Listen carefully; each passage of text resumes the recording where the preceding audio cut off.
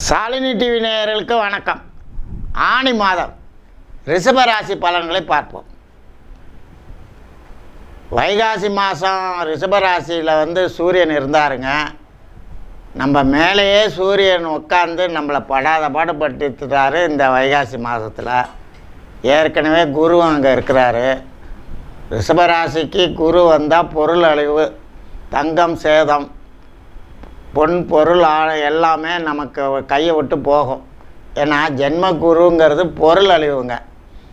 இப்போ பொம்பளை பிள்ளைங்க நம்ம வீட்டில் கல்யாணம் பண்ணுற ஸ்டேஜில் நமக்கு இருந்துச்சுன்னா அது கல்யாணம் பண்ணி கொடுப்போம். ஏன்னா சும்மா போகுதா, நம்ம பொண்ணே போகுது, அதோட பொருளையும் போகுது. அது மாதிரி நம்மளை விட்டு எல்லாம் போகணும்.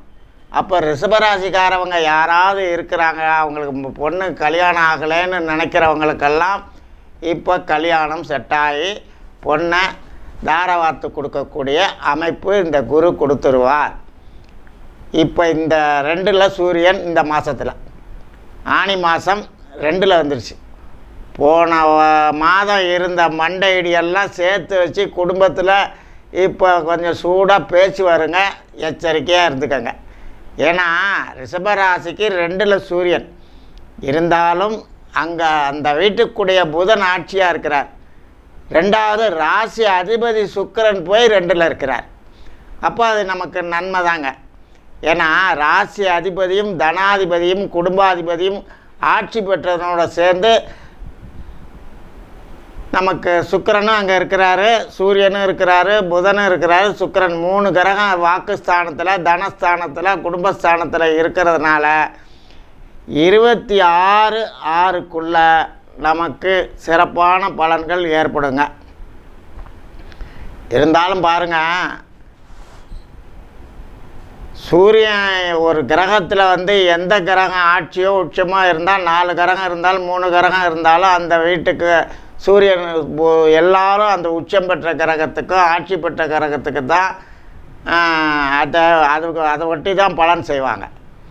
அதாவது 3 பாவக்கிரகம் இருந்து ஒரு கிரகம் ஆட்சியோ உச்சம் பெற்றுச்சுன்னா இந்த 3 கிரகம் நல்லவராக மாறிடுவாங்க.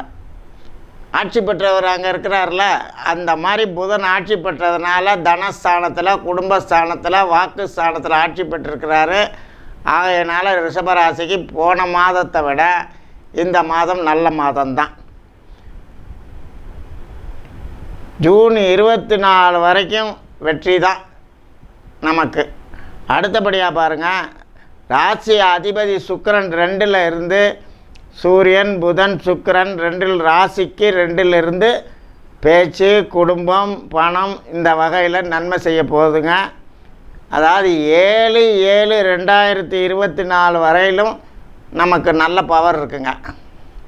முதல்ல ஜூன் 24 வரைக்கும் நமக்கு பவரு, அதை விட 7/7/2024 வரைக்கும் நமக்கு பவராக இருக்குங்க.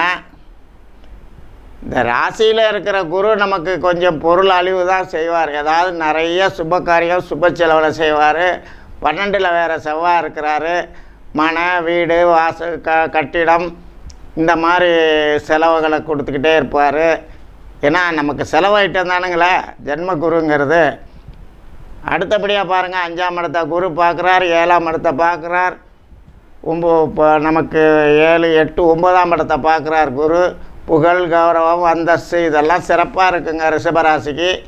இந்த நம்ம மேலே உட்காந்து இந்த வைகாசி மாதத்தில் இருந்த சூரியனும் இப்போ வாக்குஸ்தானத்தில் வந்திருக்கிற சூரியன் சுமார் பலன்தான் செய்யும். இருந்தாலும் ரிஷபராசிக்கு ராசி அதிபதியோடு சேர்ந்து ஆட்சி பெற்ற புதனோடு இருக்கிறதுனால இந்த ஆனி மாதம் நல்லதெல்லாம் செய்யும். அடுத்தபடியாக பாருங்கள், பொதுவாக சூரியன் ஒரு 25 டிகிரி தான் வேலை செய்யும்.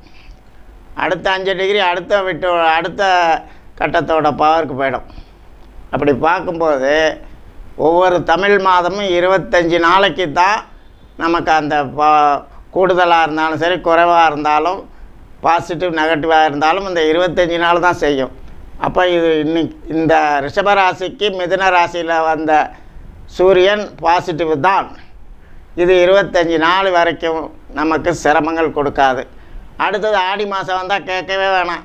3ல் சூரியன் இருந்தால் தான் குலதெய்வ கூடவே இருக்குங்களே. 3, 6, 11 சூரியன் வரலாமே.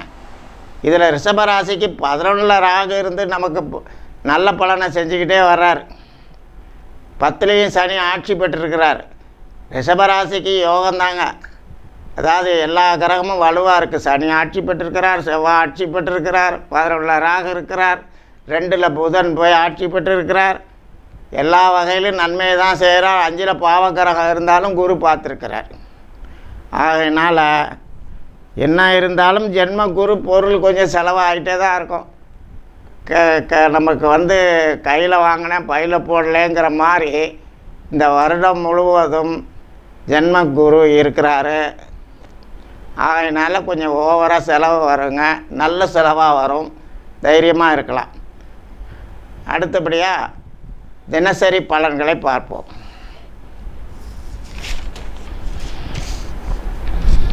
பதினஞ்சு 6 டென்ஷன், கோபமாக நிதானமாக இருக்கணுங்க. அடுத்தபடியாக 16 6 அலர்ஜி உபாத செலவு ஐட்டங்க. 17 6 பிரயாணம் அதிக செலவுகள்.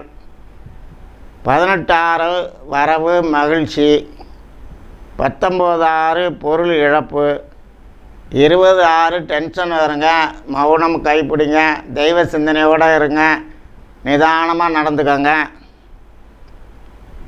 21 22 வீண் அலைச்சல், வெட்டி பிரயாணம், வெட்டி வேலைங்க. 23 24 சந்திராசிரமம், உஷாராக இருந்துக்கோங்க. 25 அலர்ஜி மாதிரி உபாத, நம்ம புத்தியும் கெடுக்கும். சங்கடமான நாளுங்க. கொஞ்சம் எச்சரிக்கையாக இருந்துக்கோங்க. 26 சகோதரம், கட்டிட வகையில் பொருள் நஷ்டம், செலவு நஷ்டம். அடுத்தபடியாக பாருங்கள், 27 கூடுதலான டென்ஷனுங்க. 28 பொருள் அழிவு, நஷ்டம், விரயம், இது மாதிரிலாம் நடக்கும். 29 30 தொழில் வகையில் அலைச்சல், காரிய தடங்கள், தாமதம். 1 7 அதிக ஆடம்பர செலவுங்க. அதாவது நமக்கு வந்து ஜென்மத்தில் இருக்கிற குரு செலவுகளை கொடுத்துக்கிட்டே தான் இருப்பார். அதனால் 1 7 2 7 வந்து அதிக உஷ்ண உபாதை, கொஞ்சம் சூடாக பேச்சு வரும். பேச்சில் கவனம் தேவை. 3 7 அலர்ஜி உபாத, புத்திர வகையில் கவலை. 4 7 சுபகாரிய செலவு. 5 7 வரவு மகிழ்ச்சி. 6 7 வரவும் அதிகம், செலவும் உண்டு. 7 7 டென்ஷன் கூடுதலாக இருக்குங்க. ரொம்ப நிதானமாக இருங்க. கோவப்படாதீங்க, காயப்படுத்தாதீங்க. தெய்வ சிந்தனையோடு அந்த நாளை தள்ளுங்க. அடுத்தது 8 7 வரவு மகிழ்ச்சி, முயற்சிகள் வெற்றி. 8 7 9 7 10 7 வரவு தான், மகிழ்ச்சி தான், முன்னேற்றம் தான். 11 7 அதிகமாக டென்ஷன் வரும். தாய் வாகன வகையில் செலவு. 12 7 வரவு மகிழ்ச்சி. 13 7 டென்ஷன், கோபத்தை குறைங்க. தெய்வ சிந்தனையோடு தாளுங்க நாளை. 14 15 தடங்கள், தாமதம். 16 7 தன நஷ்டம், புத்தி கெடும், புத்திர வகையில் செலவு. மற்றபடி இந்த ரிஷபராசிக்கு வைகாசி மாதத்தை விட ஆனி மாதம் நல்லது தான் செய்ய போகிறார். நமக்கு கிரகங்கள் நல்ல செவ்வாய் ஆட்சியாக இருக்கிறார். 11ல் ராகு இருக்கிறார். 10ல் சனி இருக்கிறார். 2ல் புதன் இருக்கிறார், ஆட்சியாக இருக்கிறார். ஆகையினால் இந்த மாதம் யோகமான மாதமே ரிஷபராசிக்கு. வணக்கம்.